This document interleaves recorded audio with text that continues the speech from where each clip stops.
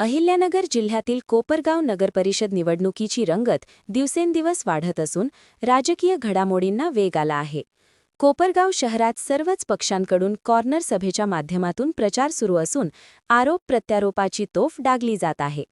कोपरगाव शहरातील प्रभाग 3 मधील आढाव वस्ती, जानकी विश्व या ठिकाणी राष्ट्रवादी काँग्रेस पक्ष अजित पवार, काळे गटाचे नगराध्यक्षपदाचे उमेदवार काकासाहेब कोयटे तसेच प्रभाग क्रमांक 3 मधील नगरसेवक पदाचे उमेदवार निर्मला सोमनाथ आढाव व जनार्दन कदम यांच्या प्रचारार्थ आमदार आशुतोष काळे यांनी कॉर्नर सभा घेत प्रभागातील नागरिकांशी थेट संवाद साधत कोपरगावच्या सर्वांगीण विकासाचा सविस्तर आराखडा मांडत नागरिकांशी संवाद साधला आहे. यावेळी आमदार आशुतोष काळे, काकासाहेब कोयटे व शहराध्यक्ष सुनील गंगुले यांनी विरोधकांवर टीकेची तोफ डागली आहे, तर नगरसेवक पदाचे उमेदवार जनार्दन कदम, निर्मला आढाव यांनी प्रभागात पाठपुरावा केलेल्या विकास कामाचा पाढा जनतेसमोर वाचत सेवा करण्याची संधी मागितली आहे. तर आमदार आशुतोष काळे हे रील स्टार नाही तर रिअल स्टार आहे असे म्हणत अश्विनी नरोडे यांनी विरोधकांवर निशाणा साधला आहे. यावेळी प्रभागातील गुणवंत व यशस्वी विद्यार्थ्यांचा सत्कार आमदार काळे यांच्या हस्ते करण्यात आला आहे. यावेळी राष्ट्रवादी काँग्रेसचे जिल्हा युवक अध्यक्ष कृष्णा आढाव, संदीप कोयटे, सोमनाथ आढाव, धनंजय कहार, अश्विनी नरोडे आदींसह प्रभागातील नागरिक, राष्ट्रवादीचे पदाधिकारी, कार्यकर्ते मोठ्या संख्येने उपस्थित होते. कोपरगाव एक्सप्रेस न्यूजसाठी सुनील ससाणे, कोपरगाव. आपला 5 नंबर तलाव ज्यावेळेस चालू झाला त्या तलावाचं काम थांबावं म्हणून समोरचे लोक यांनी कोर्टामध्ये केसेस केल्या. 36 तारखा घातल्या त्यांनी, कोट्यवधी रुपये खर्च केले आणि एक प्रत्येक केसमध्ये एवढीच मागणी, त्या 5 नंबर तलावाचं काम पहिले थांबवा. त्यांना तुमच्या अडचणीशी काही घेणं देणं नाही, त्यांना फक्त त्यांचं राजकारण महत्वाचं. जर 5 नंबर तलाव पूर्ण झाला तर पाण्याचा प्रश्न कमी होईल आणि पाण्याचा प्रश्न जर कमी झाला तर तुमच्याकडनं माझ्याकडनं तुमच्या अपेक्षा जास्त वाढतील आणि म्हणून तुम्ही मला पुन्हा एकदा काम करण्याची संधी द्याल ही भीती त्यांच्या मनामध्ये होती. 5 नंबर तलावाचं काम बंद पाडायचं, एकेक प्रकारे बंद पाडायचं ही भूमिका त्यांची होती. 40 वर्ष आपण त्यांना आमदार म्हणून काम करायचं. आपल्या देशाला 80 वर्ष स्वातंत्र्याचे होणार आहे 2027 मध्ये. या 2027 वर्षाच्या 80 वर्षाच्या स्वातंत्र्यामध्ये आपण समोरच्या लोकांना 40 वर्ष आमदार म्हणून काम करायचे संधी, निम्मा वेळ त्यांना दिला. 40 वर्ष तरी आपण पाणी भरत बसतोय. काय दुर्दैव आहे आपलं म्हणायचं. म्हणून आपण सर्वांनी गांभीर्याने विचार करण्याची गरज. आमदारकी तर 40 वर्ष दिली, नगराध्यक्ष नगरसेवक कायम त्यांच्याच त्या ठिकाणी निवडून आले. आता एवढी सगळी सत्ता देऊन सुद्धा आपल्या सर्वांना अडचणी ठेवायचं काम त्यांनी सातत्याने केलं. आणि त्यांचा एकच उद्देश, तुम्ही लोक अडचणीत राहिले तर तुम्ही त्यांच्या पाया पडायला जाणार, तर तुम्ही त्यांना विचारायला जाणार. माझा अप्रोच असा आहे, आपल्याला अडचण दिसते ती अडचण कशी सोडवायची, ती अडचण सोडवल्यानंतर पुढच्या अडचणीकडे आपण जायचं, या पद्धतीने मी काम करणार कार्यकर्ता आहे. आपला पाणी प्रश्न 3 वर्षामध्ये सोडवणारच आहे. पाणी प्रश्न असेल, गटारीचा प्रश्न असेल, आपल्या रस्त्यांचे प्रश्न असतील, हे मूलभूत गरज आहे. हे आता आपल्याला मिळायलाच पाहिजे. याच्या पुढे जाऊन आपल्याला काम करायचं. आपल्या प्रत्येकाच्या कुटुंबामध्ये आपले मुलं आहेत. प्रत्येकाला वाटतं आपल्या आई वडिलांजवळ राहून म्हातारपणामध्ये, आजारपणामध्ये त्यांना आधार द्या. परंतु या ठिकाणी रोजगाराच्या संधी तेवढ्या प्रमाणामध्ये उपलब्ध नाही. याच्यावर आपल्याला काम करायचं. आपल्या माता भगिनी आपण सर्वजण बसलेलो आहे. आपल्या प्रपंचाला हातभार लागावा. आपल्या मुलींच्या लग्नासाठी आपल्याला 2 पैसे काढता यावे. मुलांच्या शिक्षणासाठी आपल्याला 2 पैसे लावता यावे. ही भूमिका आपण त्या ठिकाणी घेऊन कुठला ना कुठला रोजगार त्या ठिकाणी करण्याचा प्रयत्न करू. या आपल्या सर्वांच्या रोजगारासाठी आपल्याला काम करायचं. या ठिकाणी MIDC आपल्याला आणायची. नवीन कंपन्या या ठिकाणी आणायच्या, यासाठी माझा प्रयत्न त्या ठिकाणी असणार आहे. त्या दृष्टीने मी काम करण्याचा प्रयत्न करतो. इथं पाणी, रस्ते, गटरीच नाही, या बेसिक गोष्टी जर आपल्याकडे नाही तर इथं कंपन्या येणार आहे का? या गोष्टी सुधारवताना मागचे 5 वर्ष आपले गेले. इथून पुढचे 2-3 वर्ष हे सगळे प्रश्न आपल्याला सोडून रोजगाराच्या प्रश्नाकडे आपल्याला त्या ठिकाणी बघायचं. आणि म्हणून माझी आपल्याला कळकळीची विनंती, मला आपण आमदार करून 1 वर्ष झालेलं आहे.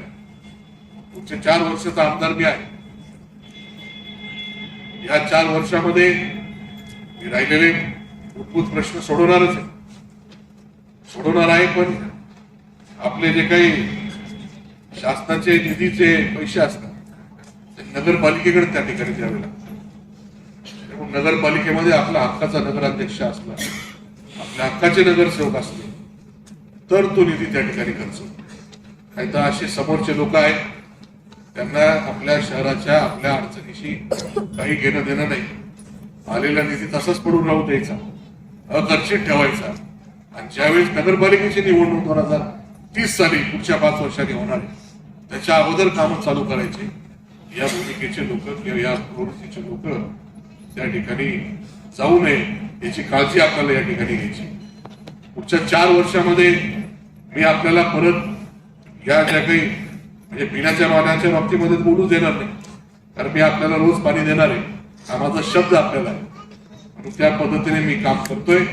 परंतु आता आपल्याला या निवडणुकीमध्ये जो निकाल घ्यायचा आहे, नगराध्यक्ष साहेब आपले सर्व नगरसेवक हे घड्याळ चिन्हाची निवडून येण्यासाठी आपल्या सर्वांना प्रयत्न करायचे. ही निवडणूक आपण सर्वांनी गांभीर्याने घ्यावी. ही निवडणूक 9 वर्षानंतर होते आणि पुढचं भविष्य ठरवणारी निवडणूक असणार. जर इथून पुढं जर चुकीचा माणूस तिथे निवडून गेला तर पुढचे 4 वर्ष किती जरी निधी मंजूर करून आणला, ते कामं शहरासाठी पूर्ण देण्याची भूमिका समोरच्यांची राहील. म्हणून माझा हक्काचा नगराध्यक्ष, हक्काचा नगरसेवक त्या ठिकाणी खाली काम करणारा पाहिजे. ज्या पद्धतीने आमदारकीची पूर्ण जबाबदारी आपण सर्वांनी मला दिली, राज्यामध्ये 5व्या क्रमांकाचं मताधिक्य आपण मला दिलेलं, याची जाणीव मला, म्हणून त्या पद्धतीने काम करण्याचा प्रयत्न मी त्या ठिकाणी करतोय.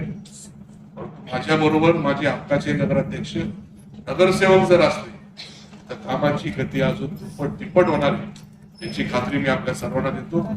आणि काही जबाबदारी आपण सर्व या प्रभागातून देणारच आहे, पूर्ण शहरामधून त्या ठिकाणी मिळावी ही जबाबदारी आपण सर्व प्रभागातील सदस्यांनी घ्यावी, अशा प्रकारची विनंती आपल्याला या निमित्ताने करतो. आपण सर्वजण मोठ्या संख्येने बराच काळ थंडी असून सुद्धा या सभेसाठी उपस्थित राहिले. खर तर दोन्ही उमेदवार मला सांगत होते, काका तुम्ही काही आमच्या भागात प्रचारात येऊ नका. तर कोपरावर जेव्हा निवडणुकीची चर्चा चालू झाली त्यावेळेस त्या चर्चेमध्ये एक नाव सगळ्यांकडून एकमताने येत होतं. निवडणुकीचं काय होईल आम्हाला माहित नाही, पण जना कदम हा गावातल्या सर्वाधिक मताधिकारी निवडून येणार आहे ही चर्चा गावात होती. आमचे जेठाबाई ते मला रोज सांगायचे, रोज सकाळी जेव्हा आम्ही मॉर्निंग वॉकला बैठक करायचो, जेठाबाई मला कायम सांगायचे जना भाऊ सर्वाधिक मताधिकारी निवडून येणार, डिक्लेअर कॅन्डिडेट होते. जना भाऊच्या जोडीला आता निर्मलाताई जेव्हा आल्या तेव्हा निर्मलाताई आपली जबाबदारी आता ते मताधिक्य वाढवायची. कोपरात नाही, महाराष्ट्रातलं सर्वाधिक मताधिक्य तुम्हाला मिळालं पाहिजे आणि ते मिळणार याची मला आजच्या सभेवर खात्री वाटायला लागली. एक लक्षात घ्या, जे आपल्या प्रभागामध्ये आहे कोण, पुढच्या बाजूला बाळासाहेब आढाव, कृष्णा आढाव, पुढच्या बाजूला वार्डाची भौगोलिक रचना लक्षात घ्या. मध्ये बोरवके पण स्टेजवर आलेले आहेत, योगेश वाणी पण आलेला आहे, अजून कोण राहील आपल्या भागातलं, जेठाभाई पण आले, पटेल कंपनी, बापू पण आले, मध्ये सगळेच आले. मग आता राहिलं कोण या वार्डामध्ये, हे सगळे म्हणजे मला, मी पण अनेक वेळा निवडणूक लढवल्या, सर्व निवडणुका लढवलेले बाळासाहेब, कृष्णाजी आपण सर्वजण या निमित्ताने एकत्र आलेलो आहोत. त्याच्यामुळे या प्रभागामध्ये विजय हा निश्चित आणि निश्चित आहे. याविषयी माझ्या मनामध्ये कुठल्याही प्रकारची शंका नाही. फक्त हा विजय सर्वाधिक जिल्ह्यात नव्हे महाराष्ट्रात सर्वाधिक मताधिक्यानं या प्रभागाने आपल्याला उमेदवारांना लीड दिला पाहिजे, मला दिला पाहिजे, जनभाऊला दिला पाहिजे आणि निर्मलाताईला सुद्धा दिला पाहिजे, एवढीच माझी इच्छा आहे. मला आश्चर्य या गोष्टीचं वाटतंय की विरोधी या भागामध्ये येत आहेत तुमच्याकडे प्रचाराला. अरे काय बोलावं, खोटं किती बोलावं, याला काय मर्यादा असतात हो. काल परवा इथे एक सभा झाली, इथं झाली की कुठे झाली मला आठवत नाही. त्यांच्यातल्या एका उमेदवारांनी सांगितलं या प्रभागामध्ये जे काही रस्ते झालेले आहे, या प्रभागामध्ये जे काही कामं झालेले आहे ते माजी आमदारांच्या आमच्या ताईंनीच केलेले आहे. अरे याच्यासारखा विनोद नाही हो. या प्रभागामध्ये जे काही कामं झालेले आहे ते आशुतोष दादांच्या आणि आशुतोष दादांच्याच निधीतून झालेले आहे. त्याचप्रमाणे आम्ही आपल्या जिल्ह्याचे पालकमंत्री राधाकृष्ण विखे पाटील यांच्या निधीतून 3.25 कोटी रुपयाचे कामं केलेले. त्याला या ताई हजर नव्हत्या. या ज्या माजी आमदार ताई आहेत या त्याला हजर नव्हत्या. ते कामं अडवण्याचा त्यांनी प्रयत्न केला होता. पालकमंत्र्यांना फोन केला होता की तुम्ही माझ्या परवानगीशिवाय या प्रभागात निधी देताच कसा. त्याच्यावर त्या कामाला हजर सुद्धा राहिले नाही. रिद्धी सिद्धीनगर, सनशाईन टॉवर सगळीकडे ते कामं झालेले होते आणि आशुतोष दादा त्या कामाचं स्वागत करायला या ठिकाणी आलेले होते. आशुतोष दादा हे प्रत्येक कामाचं स्वागत करणारा माणूस आहे, विकास करणारा माणूस आहे, विकास कामांना साथ देणारा माणूस आहे. आणि समोरची जी पार्टी आहे ती प्रत्येक कामाला विरोध करणारी पार्टी आहे, प्रत्येक काम अडवणारी पार्टी आहे. मी ते त्यांचं नाव ठेवलेलं आहे घोडा पार्टी. मला ऐकायला मिळालं जनाभाऊनी जे काही पैठण्या वाटल्या आपल्या नवरात्र महोत्सवाच्या कार्यक्रमामध्ये, ते सांगितलं पैठण्या आम्हीच दिलेल्या आहेत आणि आणून दाखवलं बिल. एक जणांनी काय प्रचार केला की निवाराचे उत्तरे मी आणून ठेवलेले. दुसऱ्या दिवशी जेव्हा निवारातल्या सगळ्या लोकांना उत्तरे दिल्याचं आम्ही प्रेस कॉन्फरन्स घेऊन जाहीर केलं त्यावेळी तोंड कशी पडले. निवडणुकीमध्ये सुद्धा कसे कसे आडवे आले बघा. सुरुवातीपासून या निवडणुकीमध्ये त्यांनी सगळ्यांनी अर्ज भरल्यानंतर या निवडणुकीला जिल्हा न्यायालयातून स्थगिती मिळवण्याचा प्रयत्न केला. जिल्हा न्यायालयातून मिळाले नाही, उच्च न्यायालयामध्ये गेले, तिथून सुद्धा तोंडावर आपटले. तोंडावर आपटल्यानंतर सुद्धा पुन्हा त्यांनी खोडे घालण्याचं काम चालूच केलं. आम्ही त्यांच्यावर टीका करत नाही, आम्ही आशुतोष दादांचे विकास कामं सांगतोय. मी सांगतोय सगळ्या गावामध्ये समता पतसंस्थेच्या माध्यमातून, समता चॅरिटेबल ट्रस्टच्या माध्यमातून, समता इंटरनॅशनल स्कूलच्या माध्यमातून मी जे जे काही कामं केलेले आहेत ते मी सांगतोय. म्हणजे समता पॅटर्न काय आहे हा समता पॅटर्न मी सगळ्यांना सांगतो आहे. त्याची त्यांना अलर्जी झाली पण त्यांनी समताच्या विरोधातच मुलाखत घेतली. त्या मुलाखतीमध्ये काही आपल्या बगलबच्च्यांना हाताशी धरलं आणि जे आमचे वर्षानुवर्षे थकबाकीदार आहेत, ज्यांचे दावे सगळ्या न्यायालयांनी फेटाळलेले आहेत, एवढंच नव्हे खोटे दावे दाखल करतात म्हणून त्यांना 2,000 ते 50,000 रुपयेपर्यंतचे दंड केलेले आहेत. अशा आमच्या विरोधकांना, अशा आमच्या थकबाकीदारांना पुढे आणून त्यांनी समताच्या विषयी सुद्धा अपप्रचार करण्याचा प्रयत्न केला. पण मला आनंद या गोष्टीचा आहे की समतावर लोकांचा एवढा विश्वास आहे, प्रचंड विश्वास आहे. समताचे जे काही 1200 कोटी रुपयाच्या ठेवी आहेत त्यातल्या 400 कोटी रुपयाच्या ठेवी या कोपरगाव शहरातल्या 22,000 ठेवीदारांच्या आहेत. आणि त्यांनी आमच्या विरोधकांना प्रचार, त्यांनी जे काही पत्रकं काढले होते ते त्यांच्या मार्फत व्हायरल केले जात आहेत, विरोधी पार्टी मार्फत व्हायरल केले जात आहेत. त्याची आम्ही पोलीस स्टेशनला केस सुद्धा दाखल केलेली आहे. यांनी असे किती पत्रकं व्हायरल केले तरी समताचे ठेवीदार कशालाही बळी पडणार नाही. गेल्या 3-4 दिवसामध्ये समताच्या ठेवी कमी न होता दिवसेंदिवस वाढताय. म्हणून मीच सांगितलं विरोधक जो प्रचार करताय त्याचा आम्हाला फायदा आणि फायदाच होतोय. उच्च न्यायालयामध्ये यांनी दावा दाखल केल्यामुळे निवडणुका पुढे गेल्या. निवडणुका पुढे गेल्यामुळे आम्हाला असा फायदा होतोय. मी अचानक निवडणुकीमध्ये उतरलो. गेल्या 25 वर्षी मी राजकारणात नव्हतो. तो खरं तर विरोधी आमच्यावरती टीका करतात, परंतु राजकारणात मी का नव्हतो, मला ज्यांनी जे काही अनेक धोके दिले ते धोके दिल्यामुळे मी राजकारणापासून गाड्यात बाजूला झालेलो होतो. राजकारणातले धोके मी अनुभवले होते त्याचं राजकारण वाईट आहे असं मला वाटायला लागलं होतं. पण आशुतोष दादा सारख्या माणसानं मला जेव्हा नगराध्यक्ष पदाची संधी दिली आणि दादांनी मला सांगितलं तुम्ही माझ्यावर फक्त अजितदादांकडे चला. अजितदादांकडे जेव्हा मी गेलो, दादांनी मला सांगितलं काका तुम्ही सहकार चळवळीमध्ये काम करता, तुमच्याकडे सहकाराचं व्हिजन आहे, तुम्ही सहकार चळवळीला एक शिस्त लावता, तशीच शिस्त तुम्ही तुमच्या गावाला सुद्धा लावा, तसंच व्हिजन तुमच्या गावाकरता सुद्धा वापरा. आणि मग मला सुद्धा वाटलं मी पुष्कळ आंतरराष्ट्रीय पातळीवर काम करतो, आंतरराष्ट्रीय पातळीवरच्या शिखर संघटनेचा मी खजिनदार आहे, पण मग मला वाटलं की आपण गावाकरताही काहीतरी केलं पाहिजे, गावाच्या प्रती सुद्धा आपलं काही कर्तव्य आहे. त्याच्यामुळे मी या निवडणुकीच्या रिंगणात उतरलो. आणि मी उतरल्याबरोबर यांचा जो थैथयाट चालू झाला, रोज वेगवेगळे आरोप माझ्यावर वैयक्तिक करायला लागले.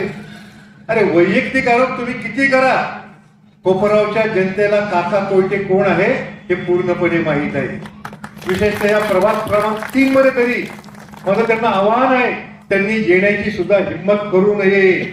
या भागात केलेलं त्यांनी एक काम दाखवावं आणि 1 लाख रुपये बक्षीस मिळावं. एक काम दाखवावं त्यांनी केलेलं.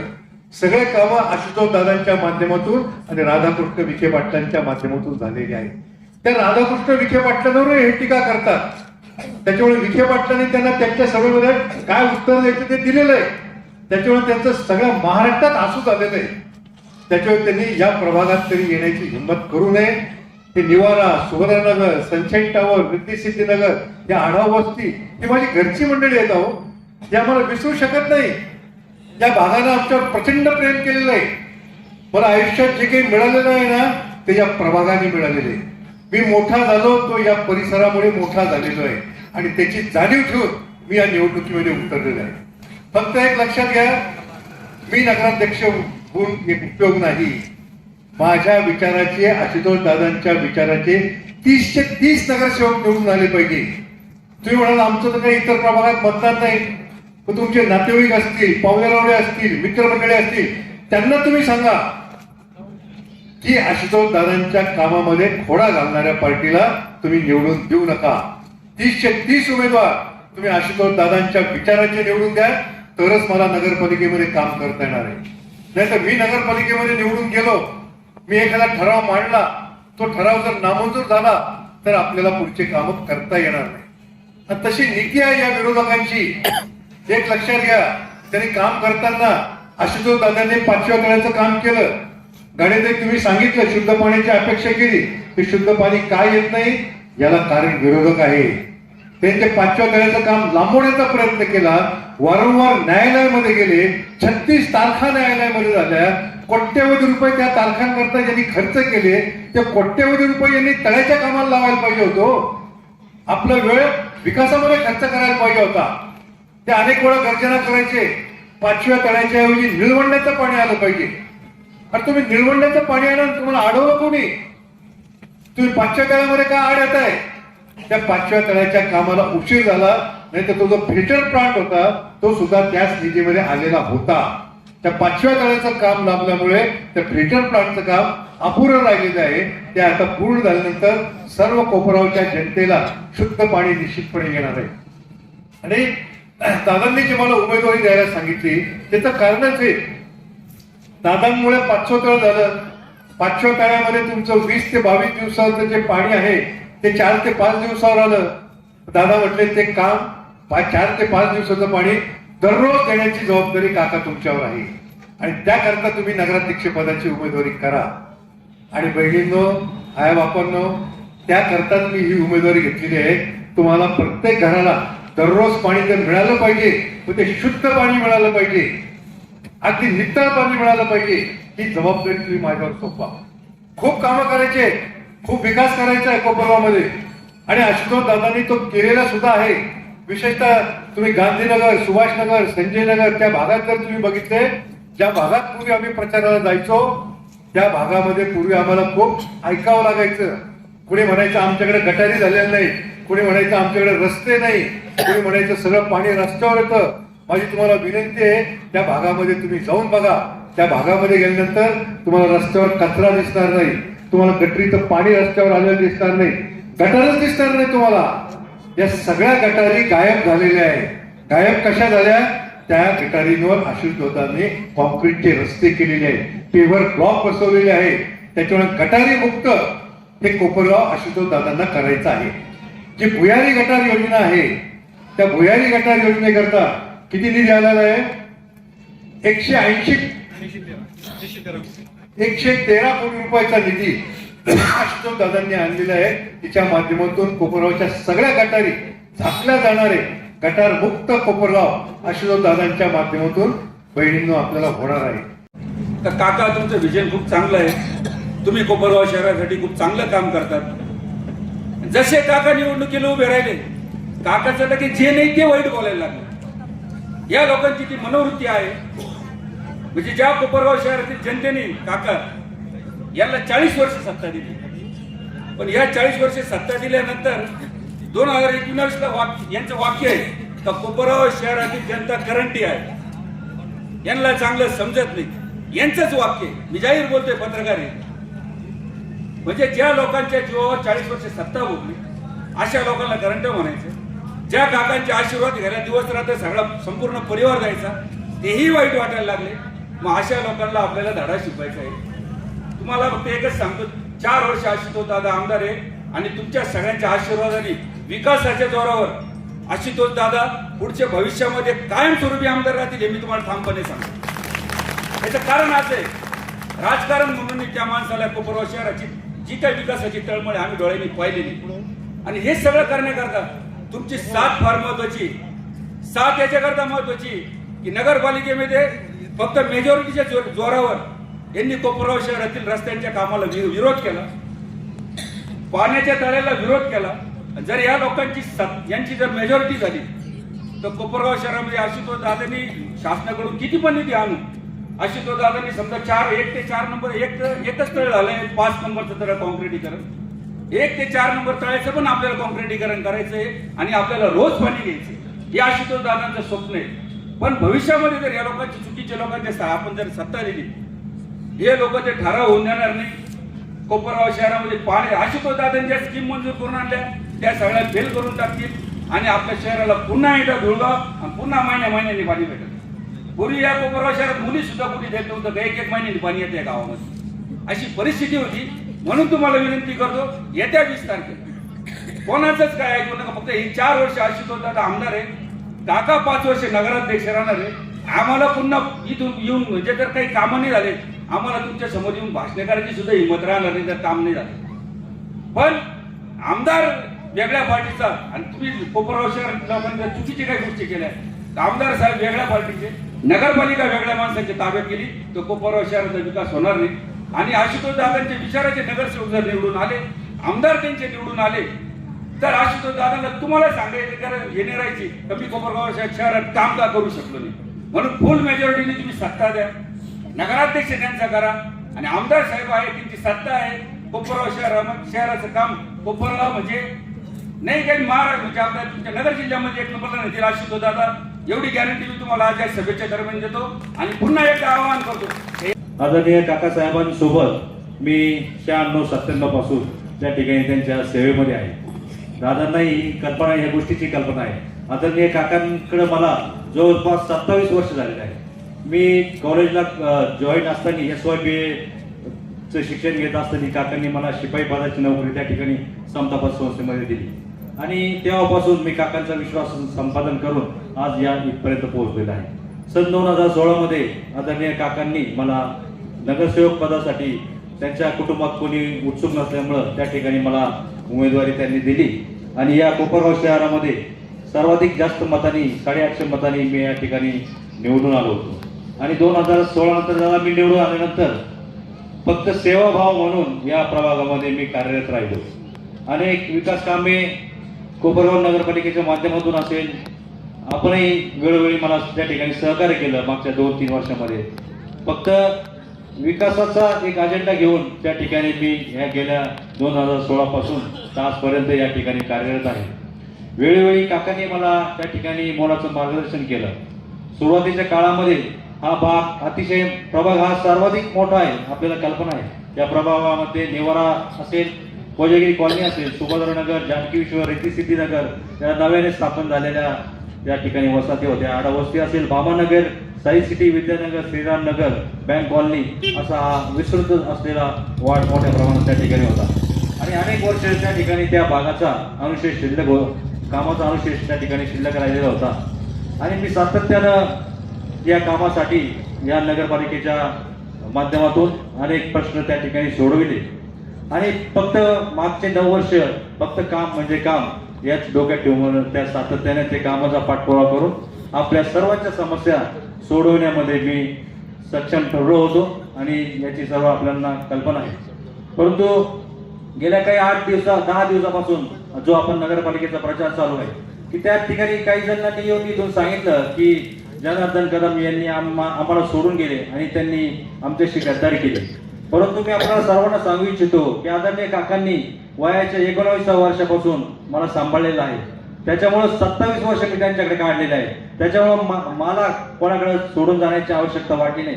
काकासाहेब जिथे जातील त्यांच्या मागे मी राहणार हे आपल्याला सर्वांना सर्वश्रुत आहे. आणि यापुढे मी आदरणीय दादांनी मला या ठिकाणी उमेदवारी दिली आहे. आपल्या सर्वांच्या समोर मी सांगतो की मी जिथं असतो तिथं प्रामाणिक असतो आणि येत्या 5 वर्षामध्ये देखील आपली प्रामाणिकपणे निश्चितच मी सेवा करेन. आणि आपणही सर्वांनी या ठिकाणी आदरणीय काकांच्या मागे मोठ्या ताकदीनं आपल्याला सर्वांना उभं राहायचं आहे. आमच्या निर्मळताई आढाव देखील आपल्या या उमेदवार आहेत. त्यांनाही आम्हाला तिघांनाही आपण प्रचंड मताधिक्याने निवडून द्यावं अशी मी आपल्या सर्वांना विनंती करतो आणि थांबतो. जय हिंद, जय भारत. बऱ्याच वेळेस थांबलेले का तर तुम्ही सर्वांचे लाडके म्हणून सगळे थांबले. हा वेळ स्वयंपाकाचा आहे महिलांचा, पण का थांबले तर आपले लाडके आमदार आहेत. सगळे म्हणजे स्वयंपाक बाजूला ठेवून सर्व महिला म्हणतात तुमची वाट बघत थांबला. सर्वांनी सर्व प्रश्न मांडले, सगळं बोलून झालं. माझ्यासाठी काहीच ठेवलेलं नाही दादा, पण तरी मी एक वस्तीपुरतं बोलते. आता हा जो रस्ता आहे सर्वांनाच माहिती आहे या रस्त्याची काय अवस्था होती. तो रस्ता आपल्याला दादांमुळे झाला. आपल्या हवेपासून तर पाण्याच्या टाकीपर्यंत तो रस्ता दादांनी केला. राहिला विषय वस्तीत कुठल्याही प्रकारचे रस्ते नव्हते, गटार नव्हती, हायमॅक्स लाईट. हा लाईट इथं आम्ही देवी बसवायचो, इतकी लाईटची पंचत व्हायची. कोणाकडून लाईट घ्यावा, कोणाच्या मीटरमध्ये लाईट जोडावा, हा मोठा प्रश्न होता आमचा. पण आता हा आयमॅक्स मुळे आमच्या देवीला कुठलाही प्रॉब्लेम येत नाही. राहिले विषय आमचे मेजर्स आहेत, त्यांच्या घरी तर कळतच नाही कधी रात्र होते कधी दिवस आहे, एवढं प्रकाश आहे. आणि हो सर्वात महत्वाचं त्या दिवशी मी ताईला आठवण करून दिली. ताईनी पण तो मुद्दा मांडला. आपल्या वस्तीहून जी 33 केव्ही कारखान्याची जी लाईट गेली होती, आपण किती दिवसापासून वरती हात करा हा मुद्दा दादांकडे मांडायचो. जेव्हा दादा आमदार होते दादांच्या दादा तेवढं बघा ना, ते लाईटचं बघा ना दादाकडे कुठलंही पद नव्हतं. साहेब कृष्णा भाऊ डॉक्टर साहेब फक्त साहेब सांगायचे, भाऊ बोला ना तेवढं, दादा तेवढं करा ना. पण दादाने शब्द दिला होता थांबा थोडं. तो प्रश्न दादांमुळे सुटला. त्याला किती खर्च आला असता हे मलाही माहित नाही आणि तुम्हालाही सांगू शकत नाही आणि आपण करूही शकलो नसतो. ती सर्वात मोठी लाईट होती, 33 केव्ही कारखान्याची लाईट होती. त्याला शक्य नव्हतं की बाहेर काही बोलत नाही. आणि सर्वात मेन प्रश्न म्हणजे गटरीचा पाण्याचा जो प्रश्न होता, बाहुलला टेन्शन आला असं ना, तो बहिणी काय बोलते. पाण्याचा प्रश्न होता. खरंच भाऊ मनापासून मी दादांचे धन्यवाद मानते. जे 28 दिवसाला पाणी होतं, खरंच खूप हाल काढले आम्ही. मला जर माहित असतं कोपरगावची जर पाण्याची अशी परिस्थिती ना, भाऊ नक्कीच विचार केला असतं कोपरगाव जाऊ पण म्हणजे खरंच खूप मोठा प्रश्न होता कोपरगावला. सर्वात मोठा सासुरवास असेल तो असा असायचा, पोरी पाणी जपून वापर. गावाकडे वाढलेल्या मुली विहिरीचं पाणी नाही का दुष्काळ असायचं, मोटरी चालू असायचं, बरोबर ते काय म्हणतात दांडाने पाणी व्हायचं. धपाधप धुणं कपडे भांडे सगळं काही. आम्ही गावाकडे वाढलेल्या मुली आम्हाला एकदम मोकळं पाणी वापरायची सवय. आणि इथं आल्यानंतर सगळ्याच गोष्टीला म्हणजे आता नाव घ्यायची गरज नाही, पण एक बादलीच वापरायची बरं का, अशी इथली परिस्थिती होती. आणि पाणी आल्यानंतर लाईट नसायची तर टॉयलेटच्या टाकीत अगदी बादलींनी पाणी भरून मी आणि माझे दीर बंधू जिन्यानी वरती जाऊन त्या टाकीत आम्ही पाणी भरायचो, मग ते पाणी वापरावं लागायचं का? इतकी वाईट अवस्था होती पाण्याची. पाण्याविषयी बोलणं म्हणजे खूप भयंकर पाण्याचा विषय. आणि राहिलं गटरीचा प्रश्न. गटर सगळ्या ओपन होत्या. ज्या पाण्याची लाईन गेलेली असायची तिथं जर गटर असली, ते पाण्याची पाईपलाईन जर लिकेज असली तर ते गटरीचं पाणी त्या पाईपात जायचं. ते पाणी आपल्याला प्यायला यायचं. मग ते विचारू नका ते पाणी कशाचं असेल, श्वास काढायचं की सगळंच काय होतं. मग त्यात जीव जंतू किटाणू सगळे यायचे. इतकी घाण परिस्थिती होती कोपरगावची पाण्याची. दादा खरंच सर्व महिला पाण्याच्या विषयी तुमच्या सगळ्यात खुश आहे. हा सर्वात मोठा प्रश्न होता, दादांनी तो मिटवला. मी सर्वांना विनंती करते, दादांनी जसा तुमच्या डोक्यावरचा हंडा खाली उतरवला, जसा तुम्ही दादांवर विश्वास दाखवला, दादांना प्रचंड बहुमताने तुम्ही विजय केला, तसंच नगराध्यक्ष पदाचे उमेदवार श्री काकासाहेब कोटे आताच त्यांनी भाषण केलं, खूप छान बोलले. ते आपल्याला खूप वेळ दिला तुम्ही त्यांना. सरळ म्हणजे वेळ नसते एवढा, पण आपल्याकडे खूप वेळ दिला. काकांनाही तुम्ही प्रचंड बहुमताने विजय करा. आणि त्याचबरोबर आपले नगरसेवक पदाचे उमेदवार जनभाऊ कदम आणि मी स्वतः निर्मला आराम तुम्हा सर्वांना विनंती करते, आम्हा तिघांनाही प्रचंड बहुमताने विजय करा. एक विश्वास दाखवून बघा. आता ही उपस्थिती म्हणजे दुसरं मी फक्त सक्षम नेतृत्व आणि सगळ्यांचं तुमच्यावर असलेल्या विश्वासाची पावती आहे. तुम्ही ज्या सगळ्या जनतेला सांगितलं त्या वयामध्ये मुलं एन्जॉय करण्यासाठी दिली, त्या वयामध्ये दादा तुम्ही आपल्यासाठी आणि दादा मला मानते चैताली ताई फॅमिलीची आणि परदेशात शिक्षण घेतलेली मुलगी आज करू शकत नव्हती किंवा पण ते सगळं सोडून तुमच्या खांद्याला खांदा उभा राहून त्या उपोषणामध्ये त्या सहभागी झाल्या आणि आजही त्या आमच्यासाठी लढा देत आहे. कारण तुम्ही प्रभाग क्रमांक 3 मध्ये जे नगरसेवक पदासाठी उमेदवार दिलेले आहे जनाभाऊ, तर जनाभाऊ 28 नोव्हेंबर 2016 ला नगरसेवक म्हणून निवडून आले आणि 29 नोव्हेंबर 2016 नंतर आमच्यापैकी कोणालाही जनाभाऊकडे अडचण घेऊन जाण्याची वेळ आली नाही. आम्ही तिथे जनाभाऊकडे आमची अडचण घेऊन पोहोचण्याआधी जनाभाऊ आमच्याकडे यायचे, तुम्हाला काही अडचण आहे का? बरोबर आहे ना? केलं ना जनाभाऊंनी आपलं काम. आणि आज तुम्ही निवारा बघा, सुभद्रा नगर बघा किंवा आपलं रिद्धी सिद्धी नगर बघा, आपल्या कोपरगाव मध्ये सगळ्यात विकसित झालेले हे आपले ठिकाण आहे आणि ते आपल्या जनाभाऊंनी केलेले आहे. आणि आपल्या कोपरगावकरांचं नशीब एवढं व्यवस्थित आहे, एवढं चांगलं आहे की आपल्या दादांनी ज्यांचं बोट धरून जनाभाऊंनी हा विकास केला ते आपले काका आपल्याला नगराध्यक्ष पदासाठी दिलेले आहेत. त्यामुळं तुम्ही विचार करू शकता, जर निवारा सुभद्रा नगर याचा एवढा विकास झालेला असेल तर पुढच्या 5 वर्षात आपलं कोपरगाव पुढे पोहोचलेलं असेल. मी बाकीच्या उमेदवार सारखं आपल्या नगराध्यक्ष उमेदवाराला कोणी साहेब सर म्हणत नाही, कारण ते आपले उमेदवार आहे पण ते आपल्या कुटुंबातील एक भाग आहे. म्हणून आपण त्यांना सर्व लाडाने काकाच म्हणतो. कुणी काका साहेब म्हणत नाही, कुणी काही म्हणत काका सर म्हणत नाही, सगळे त्यांना काकाच म्हणतात. कारण आता गंगुले सरांनी सांगितलं की आपले जे विरोधक आहेत ते तुम्ही केलेल्या प्रत्येक कामाचे तिथं फ्लेक्स बोर्ड लावतात, हा निधी आम्हीच आणून दिलाय, हा निधी आम्हीच आणलेला आहे, हे आम्हीच केलेलं आहे. पण दादा, ही आमची कोपरगावची जनता, ही सगळी जनता सुशिक्षित आहे आणि यांना माहिती आहे की दादा तुम्ही रील स्टार नाही, तुम्ही रिअल स्टार आहात आणि ह्या कोपरगावचा काया पालट हा तुम्हीच केलेला आहे. त्यामुळे मी सगळ्यांना आवर्जून सांगते, आपले जनाभाऊ हे तर आज निवडणूक जशी लागली तेव्हाच फिक्स झालेले जनाभाऊ सर्वाधिक मतदार ठिकाणी निवडून येणार आहे. पण त्याचबरोबर आपली बहीण निर्मलाताई या ठिकाणी आपली सेवा करण्यासाठी उत्सुक आहे.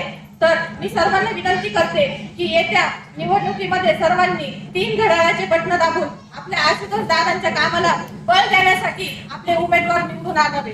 जय हिंद, जय महाराष्ट्र. धन्यवाद. घेऊन जर आम्ही काम करणार असू तर निश्चितच ते राजकारण तुमचं समाजकारण होतं. पण नुसतं राजकारण करायचं असेल तर ते होत नाही. राजकारण वाईट नाहीये, राजकारण कुणाच्या हातात जातं हे वाईट आहे. आणि म्हणून ती भूमिका घेऊन विकासाचं सत्र हाती घ्या, निश्चित यश मिळणार होता. आपल्या निर्मला वहिनी या प्रभागातनं उभ्या राहिलेल्या आहेत. एक धडपड करणारी, काम करणारी ही मुलगी या ठिकाणी जर आपल्या पुढे येत असेल तर आपण निश्चित त्या भूमिकेतनंही विचार करायला हरकत नाही. कारण सोमाभाऊ त्यांच्या पाठीशी असतात. पण माझं म्हणणं आहे, नवऱ्याने पाठीशी राहावं, पुढे नाही जायचं. मग तिला जर तुम्ही तिकीट देताय, तिला जर तुम्ही पुढे आणताय, तिला 50% आरक्षणाची भूमिका देताय, तर त्या भूमिकेचं तिलाही काही अधिकार दिले गेले पाहिजे. आणि मला वाटतं हे सगळ्यांनीच मान्य केलेला. म्हणजे पुरुष वर्गाच्या याच्यात आमच्यावर उपकार आहे. आम्ही पुरुषांना कधी डावललेलं नाही, डावलणार नाही. पण ती भूमिका घेऊनच या ठिकाणी माझं म्हणणं असं आहे की राजकारण हे जरूर करा. राजकारण वाईट नाही, कोण करतं ना ते वाईट असतं. आणि म्हणून ती भूमिका घेऊन आम्हाला रस्ते, पाणी आणि आमचा मूलभूत अधिकार एक नागरिक म्हणून प्रत्येकालाच मिळाला पाहिजे.